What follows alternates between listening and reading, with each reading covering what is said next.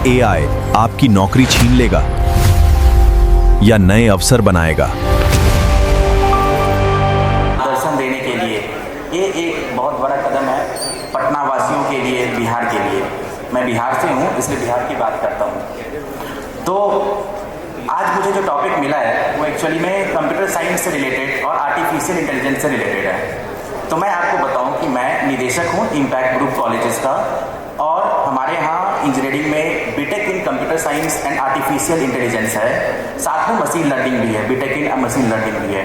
तो हम लोग उन सारी चीज़ों पे कंटिन्यूअसली काम कर रहे हैं। तो हमें थोड़ा आइडिया आर्टिफिशियल इंटेलिजेंस का हो गया है करते करते, जो मैं आपके साथ शेयर करने जा रहा हूँ। मैं एक चीज़ आपको बताऊँ मेरे डियर स्टूडेंट्स की आर्टिफिशियल इंटेलिजेंस अब भविष्य नहीं रहा है, ये वर्तमान है। आज जो हम जी रहे हैं आर्टिफिशियल इंटेलिजेंस की दुनिया में जी रहे हैं। और मैं कहूँगा लोग डरते हैं ना कि नौकरी खत्म हो जाएगी आर्टिफिशियल इंटेलिजेंस आने से।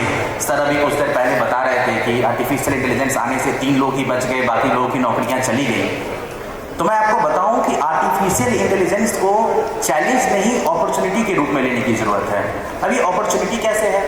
ये अपॉर्चुनिटी है इस तरह से कि जो लोग आर्टिफिशियल इंटेलिजेंस को पढ़ेंगे, समझेंगे, सीखेंगे, वो उनकी नौकरी नहीं जाएगी। लेकिन जो लोग इसको नहीं जानते हैं, इसको नहीं सीख पा रहे हैं या इसकी तरफ ध्यान नहीं दे रहे हैं, उनकी नौकरी तो पक्का चली जाएगी। ये मैं आपको विश्वास दिलाता हूँ।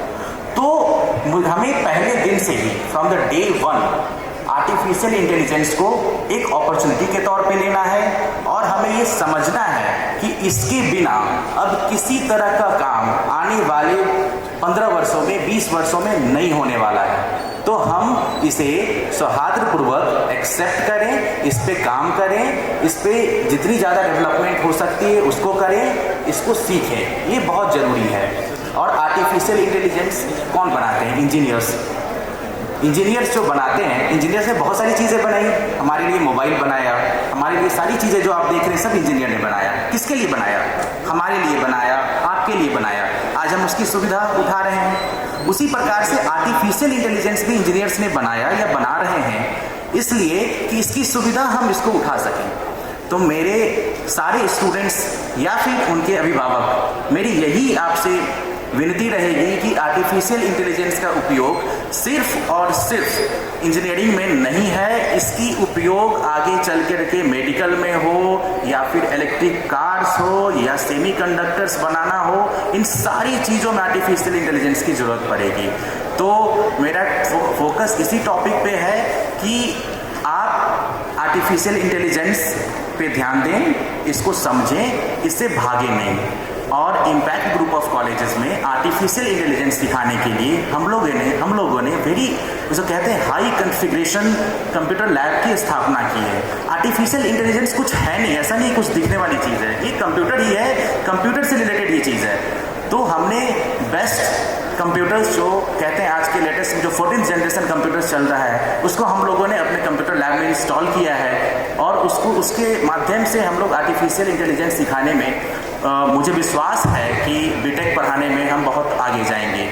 और मैं आगे की प्रोग्राम, आगे बहुत सारी बातें होनी है, तो मैं बहुत ज़्यादा समय आप लोग का नहीं लूँगा, लेकिन मैं इतना ज़रूर कहूँगा कि भविष्य जो है वो केवल डिग्री का नहीं है, ये बल्कि स्किल का है। स्किल आपके पास होगा डिग्री के साथ तो आपको कोई परेशानी आपकी ज़िंदगी में नहीं होगी। इसके लिए आप बिल्कुल निश्चिंत रहें। और मैंने जो पहले कहा था कि एआई इंसानों को रिप्लेस नहीं करेगा, लेकिन एआई जानने वाले लोग एआई न जानने वाले लोग को जरूर रिप्लेस कर देंगे, ये जरूर है। और जो एक हमारा मोटिव है, जो हम कहते हैं इम्पैक्ट ग्रुप ऑफ कॉलेजेस की तरफ से, हमने ये कॉलेज 2014 में जब एस्टेब्लिश किया था तो इसी एम के साथ एस्टेब्लिश किया था कि जो बच्चों को, पेरेंट्स को कॉलेज यहाँ से अपने घर को, अपने स्टेट को छोड़ करके बाहर दूसरे स्टेट में पढ़ाई करने के लिए जाना पड़ता है, उस पर हम रोक लगा सकें। और हम लोग बहुत हद तक के सफलता भी हासिल की है, और आने वाले समय में इसको और भी बेहतर बनाने की कोशिश की जा रही है। धन्यवाद, थैंक यू।